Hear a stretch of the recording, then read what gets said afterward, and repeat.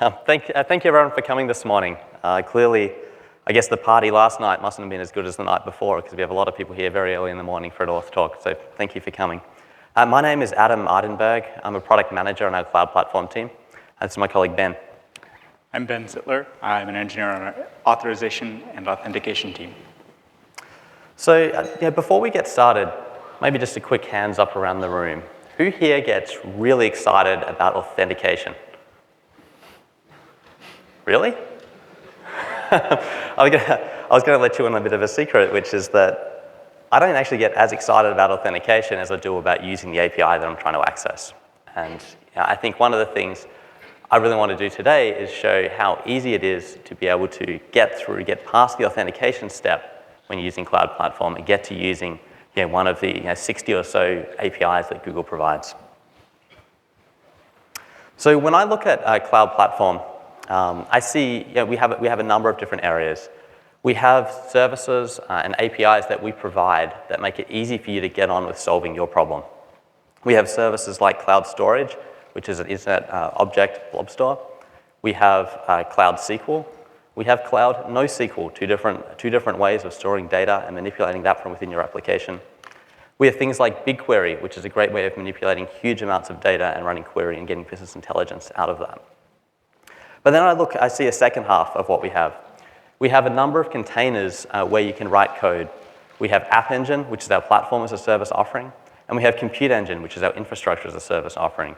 App Engine lets you write code and automatically take care of scaling that and building a great web application for you. Compute Engine gives you virtual machines where you can write your own code and do it your own way. But what we don't see on this diagram, and it is a very pretty diagram, it came from our marketing department, and they actually learned a new word this week. They called it a marketecture diagram, and that was a new one for me.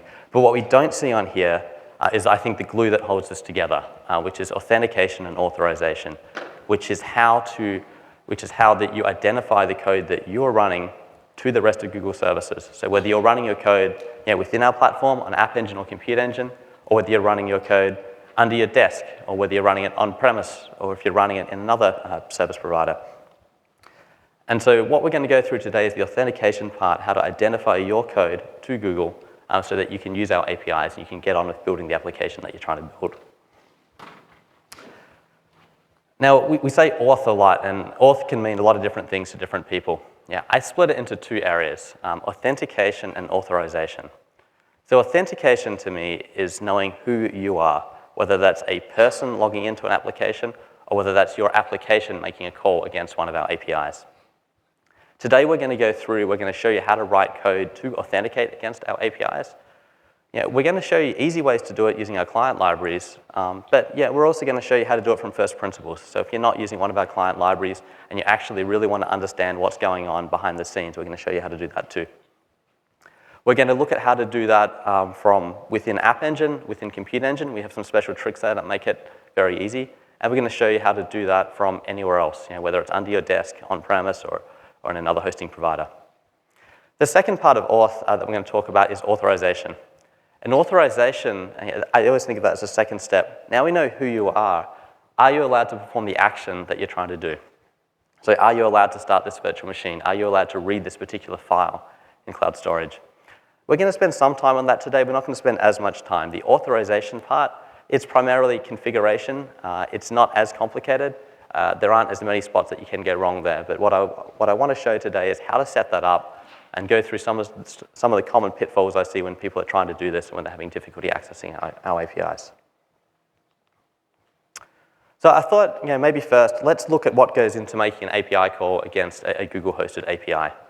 The good news is we host all of our APIs in the same spot at Google, which means that once you figure out how to do this once you master this in one spot, you can hit any of our other APIs the same way. So let's look at say the BigQuery API. So for those of you who don't know what BigQuery is, it's a way of uploading a huge amount of data, gigabytes, hundreds of gigabytes of data into Google, and then running big queries against those SQL-like statements to get results very quickly. I'm not going to focus on what BigQuery does, but what I am going to focus on is how to make an API call there. And with BigQuery, one of the primary entities that you operate on are data sets. You upload data sets into a project that you own, and those are resources that you then manipulate. So let's look at an API call to list the data sets that I have associated with the project. All of our API calls are HTTP, or more accurately, HTTPS. And when we make that API call, we either do a GET or a POST or another type of HTTP verb. And we specify a number of things. We specify the API that we want to hit, in this case, BigQuery.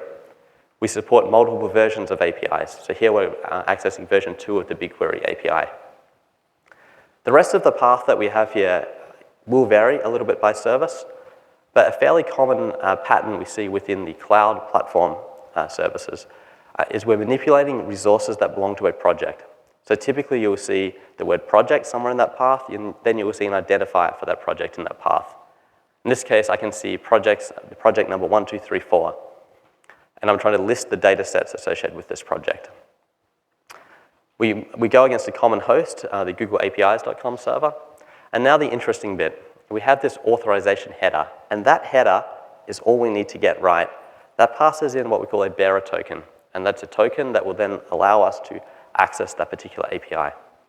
So the focus today in our presentation is going to be how to acquire one of those access tokens so that you can make that API call, because the rest of the API call is fairly simple. It's basic HTTP. Again, we have client libraries for it, but we're going to show you how to do it from first principle as well. So let's look at what one of those tokens is to us. Yeah, we call it an access token behind the scenes. And when I think about access tokens, to me, this is very much like an HTTP session cookie. You go through some kind of dance to set it, we return it back, and then you staple that to each of your requests that you send to us. And when we get one of those access tokens, we look up essentially 3 pieces of information. We authenticate, we know what application is associated with this call. What that means is that when you want to make an API call against Google, you first must register the application that you're building. Now, application doesn't mean an Android app or a web app. This could just be a process running under your desk. But you register an application. It is that application that is making that call. We also refer to that fairly synonymously as the client that is associated with the request. The second bit of information that we have associated with the token is a user. So when you're making a request, you may be making it on behalf of a user, or the application might be acting on its own. And I'll give you an example of that. Let's say that we're accessing Google Drive.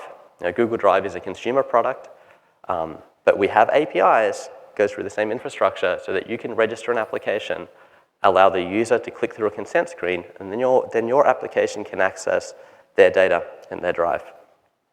And so that's a case where you have a client that is acting on behalf of a user. That's not the typical pattern that we see in cloud. In cloud, typically you are building applications. You're building that on top of our platform, on top of our infrastructure. And you might have your own set of users. You might not have any users. You might just have an application that is doing analysis with BigQuery. So in this particular case, for a typical cloud platform API, your user is your application, one and the same thing. The third bit of information that we have associated with an access token is one or more scopes. When you get an access token, it's not an all-powerful being that lets you do anything against any API. When you get that access token, you request that we downscope it to let you perform a certain set of actions. So for example, when we had the user clicking through a consent screen to access Google Drive, they're not authorizing your application to access their Gmail. They're only authorizing your application to access the Google Drive content. And in the same way, because we use the same architecture within cloud, when you get an access token to talk to BigQuery, you can't just magically, if you accidentally leak that token, you can't just magically use that to start virtual machines in a project, unless you requested virtual machine scope when you started at the same time. So, how do we get one of these tokens? This can vary depending on whose data is being accessed. Again, the first case where we have user data, how do we get that? We register an application, we write some magic code, we pop up a user consent screen. The user consents to allow you to access their data in a certain spot, and you get back an access token. I'm not going to talk through that in any detail today. We had, that's not going to be the focus today. We had a heap of sessions on sign-in with G+, which is built on top of the same behind-the-scenes flow. And we have a lot of other resources there that I can point you to later. What I'm going to focus on today is how to help you build your application on top of cloud platform. and how to get an access token for your application where there is no user present to agree to a consent screen. You need a way of getting credentials so that your application can then talk to Google and access APIs to manipulate your data. So there's two parts to this. The first part is we need to create a project and do some configuration. I'm going to go through and talk about that. Then we get to the fun bit. Ben's going to then show us how to write some code to use the data that we've configured and to make that successful API call. So the first thing we need to do is we need to create a project. Yeah, and a project is an entity that is an entity that basically represents your relationship as a developer with Google for the context of what you're trying to do. So when we create a project, I think of this as a container for a number of things. It's a container for resources that will belong to your application. So for example, if you are using cloud storage, you'll be creating buckets. Those buckets are associated with a project. That project ultimately will get the bill for the usage of those buckets. Similarly, when you create virtual machines, they're associated with a project. When you upload BigQuery data sets, they're associated with a project. So one key part of what a project does is it acts as a container for the resources that belong to your application. The second key part to what a project does is this is where you register an application that wants to make an API call against Google. And those API calls aren't limited to cloud platform resources. Any of the other 60 APIs that Google provides goes through the same common area. So this is where we will register our application. This is where we will get credentials that we can then use to make subsequent API calls. There's also a bunch of other configuration that lives within a project. We have information there about billing if you're using a service that requires payment. We have information about quota that may be set up, either a free quota, or you can actually specify and configure a per user quota for individual users that are using API on your behalf. We also track here, this is also where you enter information, authorization information. And I'll go through that in more detail later. But essentially, this is where you can create a team. A project is not tied to an individual person. That's not typically how developers operate. You have other developers that you're working with. You shouldn't have to share passwords to log in to manage a common set of resources. So this is where you can add your teammates to your project and work and collaborate together. So we created a project, we gave it a name before. The next thing we need to do is we need to enable the services that we're interested in using. So here I'm enabling the BigQuery service. Now I should just note, this is the current, or what we call developer console that we're logging in through today. We have another console that I think you might have seen some other screenshots of this week if you've been through some of the other cloud platform sessions. It's called the Cloud Console. These are essentially equivalent. The same functionality is fairly much present in each. Cloud Console is what we're moving towards for cloud, but it's still missing. It still not quite has all of the authentication things that we're going to show today. So that's why I'm still using the old UI. If you do use the new UI to create a project, and I do actually recommend doing that because it has some nice tie-in with Google App Engine that we can talk about in detail later. You can still click back through to the developer console and see that data. It's stored in the same spot. You can manipulate with either user interface. But let's keep going. We've enabled the service. Now we need to do something called create a service account. Now let's think about what happens when you run a process on your local workstation. You log into your operating system as a user, and when you start a process, it's associated with your user ID. What that means is that when you when you try and say open a file from within your application, your operating system will do a check. It knows what file you're trying to access. It knows what user the application is running in, and then it does a check to make sure that the user ID has access to the file that you're reading. Now, if you were to deploy that same application into a production environment, typically you wouldn't run it as your personal account. You might set up a role account. Let's say you're running Apache in production. You might use the nobody account on a box. So when you run that application, you assign it an identity. You might use sudo and su and swap it and run it out as the nobody user. Similarly, when you access a Google API, we need to know who your application is. And the user ID associated with the process, that doesn't mean anything to us when you're accessing across the internet to our services. So instead, what we have you do is we have you assign your application a service account. And a service account is very similar to a role account. It's our way of knowing who your application is. So we have a couple of different ways of setting this up. We have some neat tricks with Compute and App Engine. But right now, we're going to create a service account that has a private key that we can then download and put into our application to access APIs. So the very first time we click through this flow, we do get prompted to enter some branding information about our application. This is really useful if we were accessing one of those APIs like Drive API, where we need to pop a consent screen up to users and they need to see some information about who is this crazy app that's trying to access my data. This is completely irrelevant for the cloud platform in terms of service accounts. So skip this screen, fill in the mandatory field, which is the name, and then continue. Service accounts, they don't get consent screens. There's no human associated with it. There's nothing for them to click. So just ignore this screen and move back on. So now we have an opportunity where we can select what type of client are we creating or what type of application are we registering. And here, if I was doing one of the consent-driven flows, I might pick a web application. Because I want a service account, I want an identity for my application, we hit service account. And then we generate a public-private key on our service. We throw away the private key component. Well, we don't throw it away. We let you download it, and then we throw it away. We just then keep the public component of that. We give you a file that you download, and this is essentially your password or your credentials that you'll use when you access our services on behalf of your application. We do actually encrypt. We use a PKCS12 format, which is an encrypted private key format, and it has a password of not a secret. So don't tell anyone, but write that down, and we'll use that for the next step.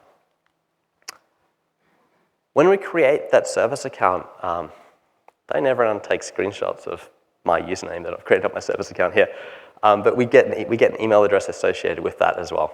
And that email address, again, it's not a human user. Don't try and add that to your G+ posts. They don't post very often.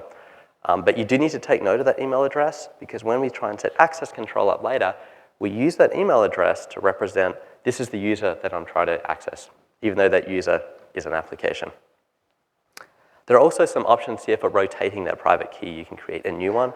So if you do accidentally lose that file, the private key file, you can create a new one here and then disable the old one. So we've talked through how to configure a project. We set a project up, we've created a service account, we've downloaded a private key, we have an email address associated with it, and now we're ready to use it. So I'm going to hand off to Ben, who's now going to show us how to write some code to use that service account to access an API.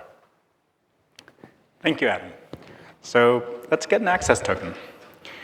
Now, remember that we have an email address that represents our service account, our application's identity. We also have an API we're trying to access, in this case, BigQuery. And for each of the cloud APIs, there's typically a scope or two different scopes for the API, a full access scope and a read-only scope. For BigQuery, we'll use the full access scope. Now, to actually get an access token, we need to create an assertion. To do this, we create a JSON object, which describes who we are, what we're asking for, and who we're sending this to, and how long the assertion is good for. We need to make sure that someone can't take this assertion and replay it later. We then JSON encode this, base64 URL safe encode it, strip off the equal signs, and sign it. The signing uses the key that Adam showed you earlier with the password not a secret. So in this case, we're going to use the OpenSSL library to sign it. We're using RSA to sign a SHA-256 signature. And once we append that to our earlier assertion, it's ready to send to Google. So we send this to accounts.google.com, and this this assertion gives us back an access token. It looks like this. Or rather, we get a JSON object that includes an access token. This, you may notice, has an expires in. This access token, if someone else intercepts it, will only be good for them for an hour. Of course, you should be using SSL everywhere and make sure that no one can intercept it. But regardless, at the end of the hour, you'll need to get another one. So go ahead, store this in your memcache, share it across the instances of your application, create multiple of them if you need to. Now, let's use this. To actually access the API, we would like to put that access token we just got into the HTTP authorization header. This is fairly straightforward. We access our project's big store data sets, and we get back this. Not very exciting, but that is not what you were looking for. You were looking for working. Now, this can be even easier. We have client libraries for a variety of platforms and languages. Here we're going to show Python. And in this case, we still need those same 3 pieces of information. Your service account's email address, its private key, and the API scope we're trying to access. We use the signed assertion credentials class, and we use this to authorize an HTTP object. Now, you may wonder what's going on here. What this will give us is an HTTP object, as you may already be comfortable using in Python. But unlike other HTTP objects, this one is wrapped and sends along that authorization header automatically with every request. So what do we get back? An HTTP object we can use to access that same API. And indeed, we get back exactly the same answer. Perhaps boring, but it works, and that's what you want. Now, we also have something called the Discovery API. The Discovery API gives back a JSON introspection for each of the API versions that Google publishes. We have not just cloud APIs, we have a wide variety of APIs, as Adam mentioned earlier. But for all of these APIs, this Discovery API returns the methods, the parameters, and how to encode the requests, and how to read back the responses. In this case, we are looking for the datasets API from BigQuery. And in particular, we're looking for the list method with the project ID mentioned earlier.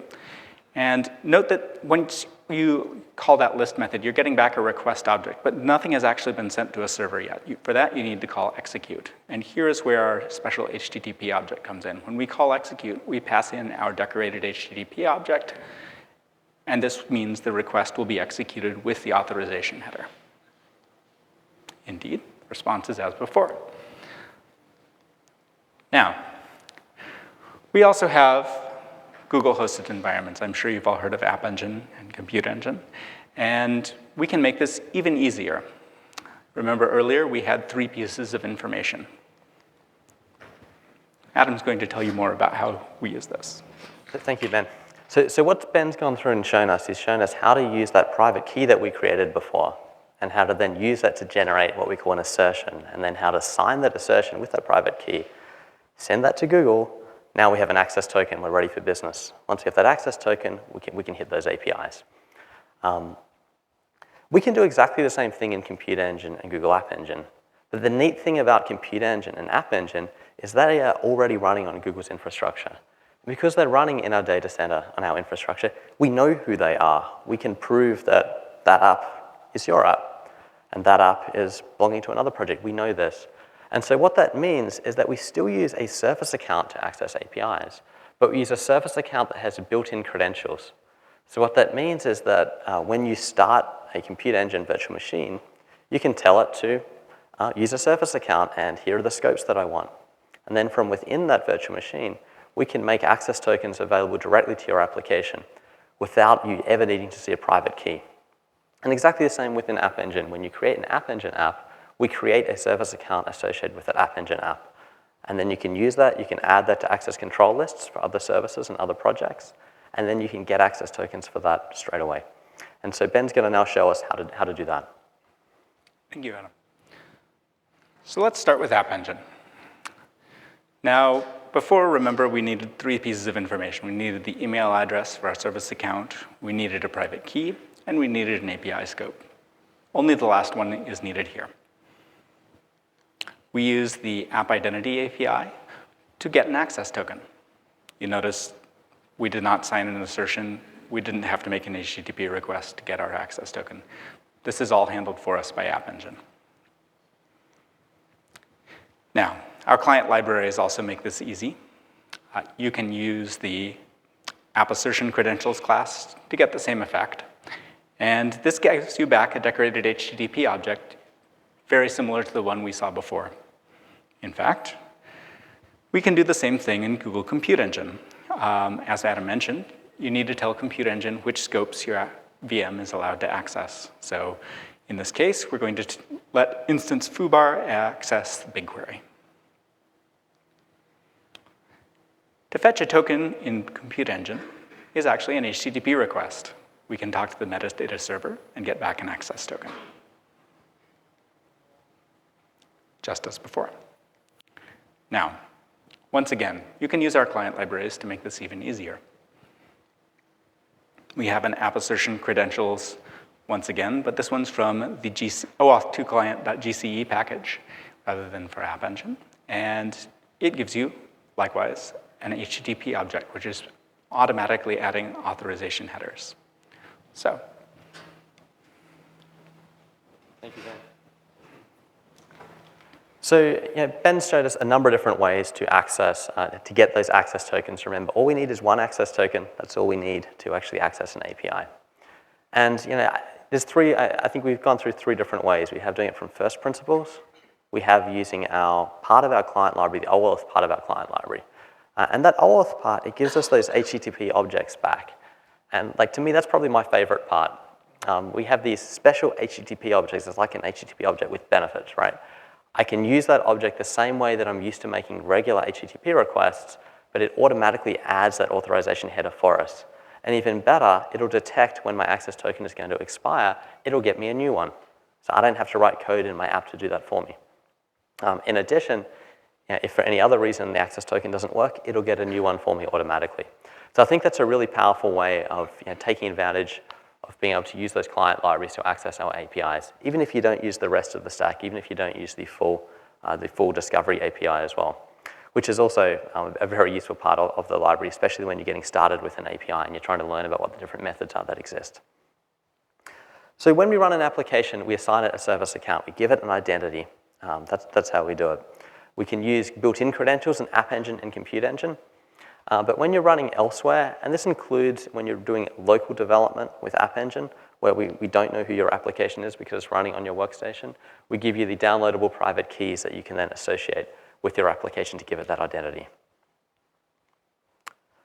So that's kind of the first part of the presentation on authentication and how we authenticate your app, where we need to write code to do that. The second part, I'm going to talk a little bit about authorization and how to configure your project so that once you know who your application is, we then let it actually proceed with the request. And what I'm really going to go through is just sort of hit off on a couple of the points on how we process that request so that if you get an error back saying, access not configured correctly or similar, you know what steps to do to fix that. So if you remember before, our access token, three main parts: the client that's making the request, the user associated with the request, and the scopes that are associated with the request. Now let's see how we use those. Primarily the authorization is done based on the user. We look at the user associated with the token, we look at the resource that they are trying to access, and then we look at the project associated with that resource that they're trying to access. And then we make sure that that user is on the team for that project. Different services have slightly different semantics for what the different roles in a project mean. I'm showing the project team page up there right now. We have can edit, can view, and owner. Each service has a slightly different interpretation of what those mean, but generally the edit can write objects, the read can view objects, and owner can do anything to those objects.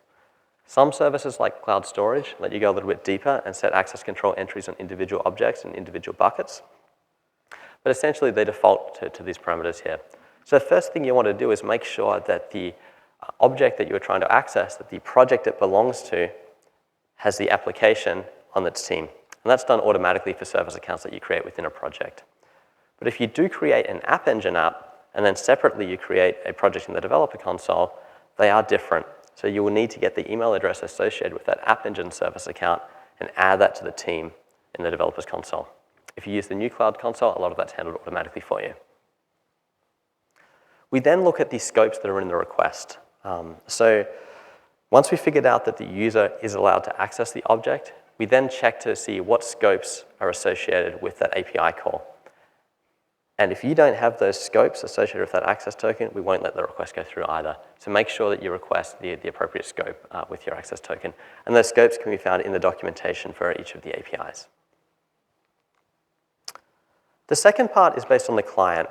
So we do most of the authorization based on the user, but there are a bunch of other things that we do based on the client. And the client, remember, that's the application that you've registered with Google. And there's a few things we check there, and they're not strictly authorization, but I call them out here because you'll get a very similar error message back if it's not configured correctly. First, we make sure that the service that you're trying to access is actually enabled in the project. And the project that we're concerned about there is the project associated with the client that you created. So when you create a client that belongs to a project, you need to make sure that the service or the API you are trying to access is turned on for that project. If it's an API that requires a credit card or a form of payment, some do and some don't, you need to make sure that billing is enabled and set up on that project. And we also will do checks against quota. You might see a quota error come back from time to time. And that can come back primarily for two reasons. Some projects will have a free quota, and then after that it's paid and maybe the billing information isn't set up. And we also have the ability for you to be able to specify a per user quota. The per user quota here is it's probably more useful when you are building an application using, say, a Drive API or a Calendar API, where you have individual users are accessing data using your application. And then you can configure a per user quota that gets set up there. But I just mentioned this. These are places to check. There is a quotas tab in the developer console. These are places to check if you're having any errors accessing an API. Finally, and this is fairly specific to cloud, all of these checks are generally based on they are all based on the project associated with the credentials of the client that you've created. When you are accessing a resource that belongs to another project, we check in both places. So if you have project A and project B, and you have an application registered here and a resource in project B, we'll do these checks in both places. So make sure both spots are set up. A lot of the use cases we see are typically within one project, but I just mention it for completeness. So to finish off, to access any of our APIs, you need to give us an access token. We use service accounts to get those for cloud resources. And then make sure that user is authorized, make sure it's added to the right team. We have a fairly active community in our developer relations group and others watching Stack Overflow. That's a great spot to ask for help. If you are struggling to access an API, come and ask for help there, and we will try and help you out. And I think what I'd like to finish in saying is, I don't think successfully authenticating an API call is the exciting part of being a developer on a cloud platform. I don't think that's that exciting. To me, what is exciting is being able to get past that step and get to those APIs and start building my app. Because if you're stuck for 3 or 4 hours trying to authenticate, that's a lot of wasted time, and I don't think it's that interesting. Once you get past that, once you get that successful API call, I think that's a really good feeling. But even though you and I might not be that interested in the authentication part, at Google, we're lucky. We're a big company. We have over 250 full-time engineers whose job it is to work on security. And their job is to work on security of your data in our data centers. And they care about this a lot, and they spend a lot of time and effort on these details. When I first started using some of our APIs, I kind of felt there were a lot of hoops to jump through. It kind of seemed a bit strange. I had to download these private keys and create these assertions and send them off and get access tokens back. But what I discovered was, talking to people like Ben, talking with people on our security team, is that each of those hoops is there for a reason, and most of those reasons are actually good ones. And that once I could convince myself that there's no magic actually going on in the client libraries, it's actually a pretty simple flow to make those requests. Once I figured out, hey, you know what, now I understand it, I get it, now I'm just going to use the client libraries and use those to make my calls. And once you get that API call done, you're an auth ninja. And the best thing about being an auth ninja on one of our APIs is there's then another 60 different APIs that you can go out and try, and you've already figured out the hardest part, which is authentication. So thank you very much for coming out today. We've got a couple of minutes now for Q&A. Ben and I will be around outside at Cloud Platform Sandbox afterwards. We also have, I don't know if Ryan Boyd is in the audience right now. Ryan has just written a book on OAuth, and I think he might be doing book signings a little bit later there as well. Any questions? Yes? Couple here. One is around the concept of a client versus a project. I'm still not quite clear in terms of the relationship, whether it's a many-to-many relationship or it's a parent-child relationships. That's first. And then the second part of it is around token management. Is there any facility provided by Google that allows me to deactivate or invalidate a token that I have given out in the past? Okay, so I'll answer the first part of the question. I'll defer to Ben on the second. So the relationship between client and project is parent-child. So clients belong to one project. A project may have multiple clients as children. And Ben, on the token management? So any time you have an access token, you can send it to our standard OAuth 2 token revocation endpoint, and it will stop working after that. You can also wait 1 hour. Yes? Can you come to the microphone, please? Just so, because the session's being recorded, I know we have a lot of folks that aren't in the room today. Like supposing if I'm using your OAuth token, but I also want to implement two-level, sending the code, like how the Gmail does it, the code instantly whenever I log in. If I want to put that also in my application, what I should do? Like the instant code, I get it right every minute. When supposing if I have a two-level authentication, I have the username and then the password. Afterwards, I'll ask for the code, So the Google sends me the code, right, through SMS or something. Yep. So if I want to put that also in my application, how I should do, along with OAuth, what I should do. Okay, so I think what you're talking about is probably what we refer to as two-factor authentication, which, by the way, if anyone here does not have two-factor authentication set it up right away. It is a fantastic way to keep your account secure. And if you don't know what two-factor is, what it is, normally when you log into a Google account, you give your email address and a password. What two-factor does is once you put your email and password in, it will then send you either via an SMS or via an app we have on Android, a 6-digit code, and you need to put that in. You only need to do it about once a month or so. It can be a little bit frustrating that once a month when you do it, but on the plus side, if someone gets your password because maybe you've reused it somewhere else, then they can't actually access your account. Now, back to the question in terms of how does that relate to OAuth. So for the service account use case, it doesn't apply at all. The service account just has a private key. It's your application. For a more traditional, let's say I'm using a Google API to access, let's say we're using the Drive example. You're building an application and you want it to access a user's data. This is actually one of the great things about using OAuth instead of taking the user's username and password and sending it on. You do a redirect back to a Google screen, and what that means is that all of the functionality that's on the regular Google login screen is available to the user that's entering their credentials. So they'll put their username and password in. If they're not already authenticated in their browser window, then they'll have to go through two-factor if they haven't already done that recently. Then they will see a screen saying, hey, this app wants to access your Drive data. Allow or deny. When they hit allow, that will then send an authorization code back to your application, which you can then use to exchange to get an access token. And we didn't cover that flow today, but hopefully that answers that question. Sorry, a question on this side. Adam, thanks.